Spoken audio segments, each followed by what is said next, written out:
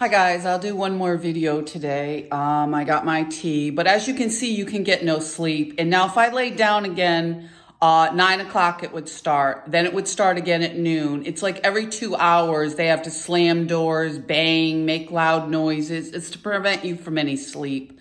So we'll have to continue to document that. But what I'd like to talk about too is the Valva case. The little boy, the police officer, he's an NYPD police officer. He froze his little son to death and he was trafficking his other sons, and they won't investigate it. In the same way, they continue to block evidence and do what they're doing in my case.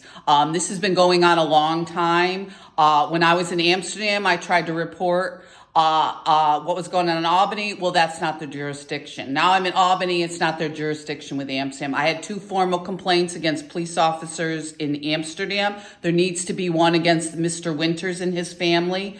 So I'm going to continue talking about that. But they refuse to investigate this stuff. Meanwhile, trafficking is getting worse and worse.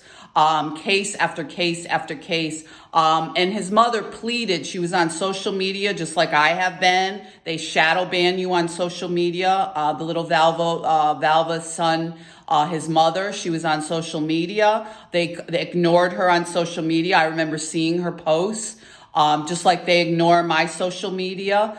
They've destroyed my career, my business. They try to incapacitate you so it looks like it's true. A lot of it is to force you into prostitution, to make it true. Like I was accused of chasing a police officer, believe it or not.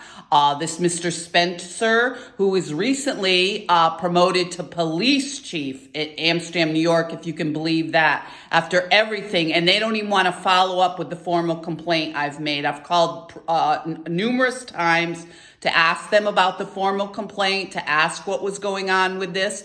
This started right before I was divorced, because this man threw a party up on the lake. My ex-husband has been friends with all these people. I won't get too much into that, but this is what these cops do, and then they'll stalk you. I find out after 20 years, my neighbors up on the lake, he worked for the police department. So as you can see, there's a lot of police involved, but they continue to do this.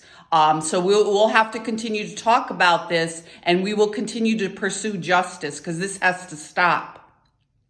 This has gone on repeatedly wherever I have lived at this point. This coercive control. And this started when I was a child with the neighbors. My mother was friends with the Megnas. Well, guess what they are now? They're police officers. So as you can see, it weaves its way throughout my life. When I came to Albany, when I transferred up from New Paltz, my roommate, I moved in with my roommate in the Albany Tower, police officer. She wanted me to go to the Lark Tavern. I went one night, and the next thing I know, Mr. Winters shows up. So this weaving in and out of your life with police officers has been continued for a long time, and they refused all this evidence when they went up, and they should have arrested my ex-husband for what was going on. Be safe.